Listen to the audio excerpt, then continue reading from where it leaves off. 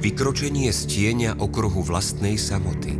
Samoty nášho, samoty úzkostlivo chránenej, samoty maličkého, dejinami zmietaného Slovenska. To vykročenie, ktoré dá človeku odpoveď, že javisko je väčšie než samotná krajina. Že notová osnova pokračuje i za papierom. Že zdvíhačka nepotrebuje preklad, aby vyslovila vetu o láske, zrade či pokore a bolesti.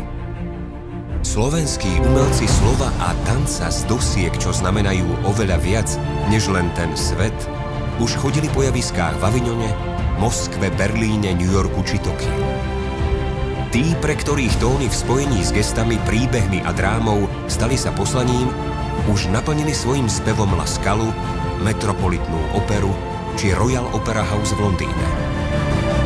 Ocenenia, ktoré vo svete nazbierali, by vlastne mohli pršať z oblohy niekoľko minút. Ale potrebujeme sa dívať na zem? Nie. Oni sa dívajú inam.